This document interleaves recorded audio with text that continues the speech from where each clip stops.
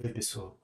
Inicio agora então a primeira série sobre mitologia grega, falando sobre a mitologia grega e a sua influência no conceito de justiça. Primeiro a gente precisa responder a seguinte pergunta: a mitologia grega é a religião antiga? A resposta é não. A mitologia é parte constituinte da religião antiga. As características dessa religião antiga são as seguintes: ela não é uniforme.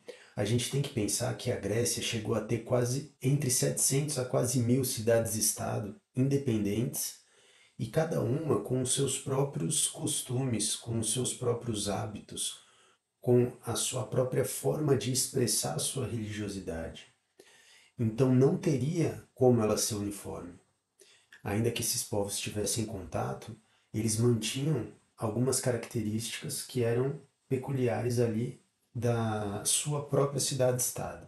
Então, a religião grega ela não era uniforme, ela não era dogmática ou doutrinária, não possuía uma casta sacerdotal ou um tipo de clero especializado, ou seja, não era algo realmente claro em determinadas imposições, não havia uma espécie de livro sagrado que se pudesse recorrer às normas, havia uma certa flexibilidade dessas crenças e, evidentemente, os rituais apresentavam variações porque eram rituais ali próprios de cada uma dessas cidades-estado e as próprias narrativas, elas também sofriam alteração.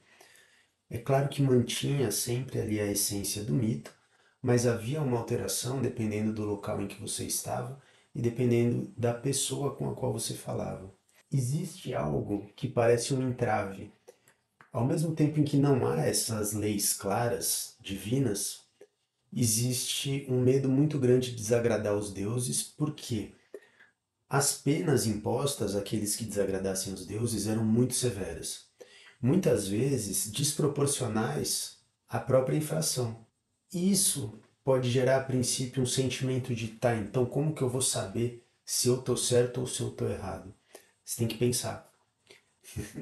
Tem que pensar muito bem se o que você vai fazer ou não, o que você vai fazer vai desagradar ou não aos deuses. Porque se desagradar, a pena vai ser muito severa. E você também não sabe qual vai ser. Você só sabe que vai ser muito severa.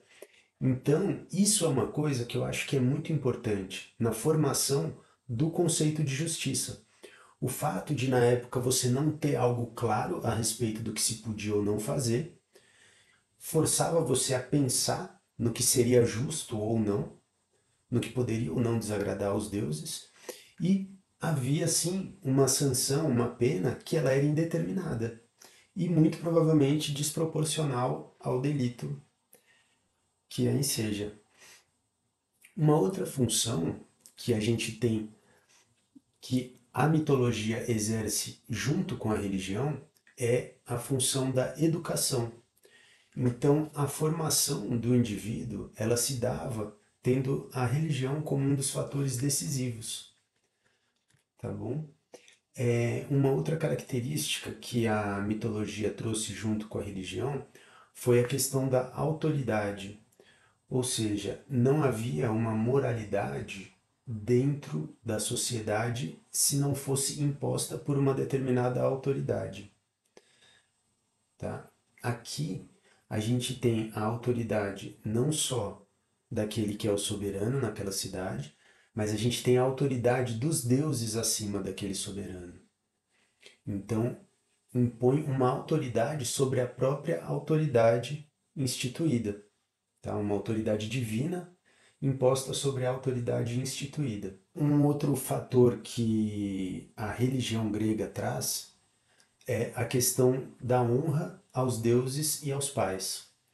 Então, nessa associação da mitologia com a religião, você tem esses princípios que vão possibilitar a continuidade do grupo da forma que ele já vinha sendo ordenado. A gente tem uma, um caminho na vida do cidadão grego que ele percorre, em que ele vai sendo continuamente instruído pela mitologia e pela religião grega. Mais uma vez, só separando, a mitologia é a parte constituinte da religião grega.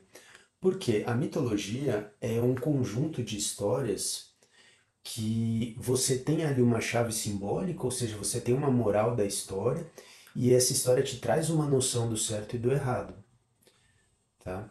Agora, a religião, ela vai utilizar essa mitologia, mais os rituais que são desenvolvidos pela própria civilização, pela própria família, pelo aquele determinado grupo e que vão, junto com a mitologia, formar a religião, que é algo maior do que a mitologia, tá bom? E como que se dá a transmissão e a conservação desses saberes mitológicos e religiosos na Grécia Antiga? Inicialmente por uma tradição puramente oral.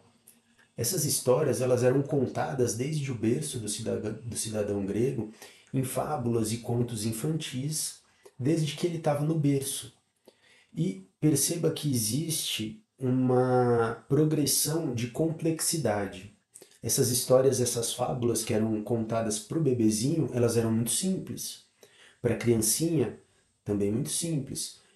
Quando jovenzinho, que o cidadão entrava ali no grupo, na conversa já mais adulta, digamos assim, lhes eram contadas umas narrativas um pouquinho mais complexas, que iam ajudando a moldar então o quadro mental e a forma como eles enxergavam o divino.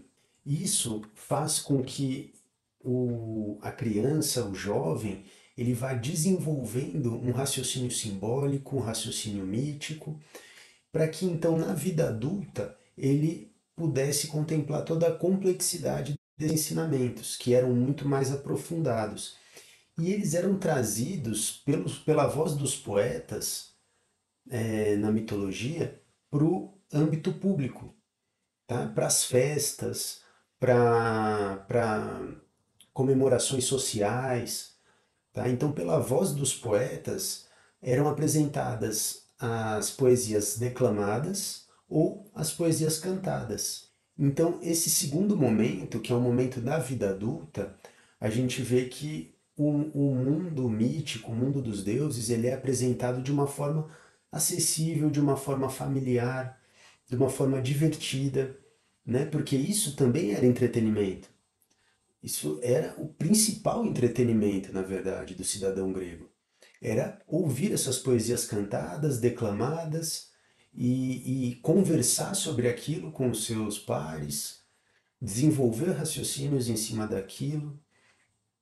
E essas narrativas, elas eram todas permeadas por potências divinas, né? É uma forma de expressar aquilo que a gente ainda não conhecia. Através desses poetas, então, a gente tem aqui a transição desses contos para uma esfera pública, de uma esfera particular para uma esfera pública, e torna-se parte das atividades sociais, como, por exemplo, os banquetes, as festas oficiais, os concursos de música, de poesia, os jogos também. E nos Jogos Olímpicos eram realizados rituais que eram relacionados às histórias mitológicas.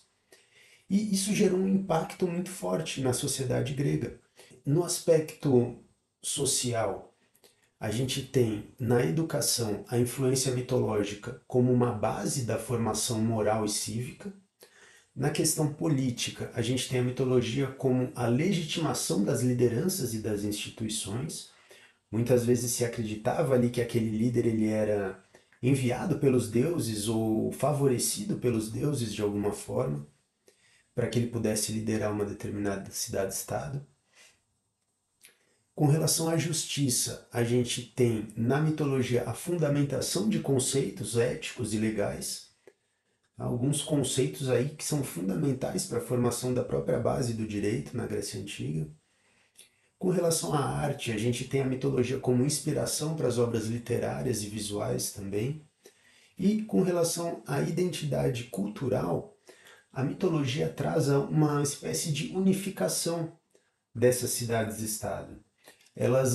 A mitologia ela vai de algum momento, em algum momento, unir ali os cidadãos, fazer com que eles se tornem mais próximos, com que aquela sociedade se torne mais coesa. Então vimos aqui que, de fato, a mitologia não é a religião grega é algo maior e que abarca também a mitologia, tá? E vamos continuar desenvolvendo esse raciocínio nos próximos vídeos, vendo então mais sobre como que a mitologia influenciou a formação do conceito de justiça. Tá bom? Muito obrigado pela atenção. Até o próximo vídeo.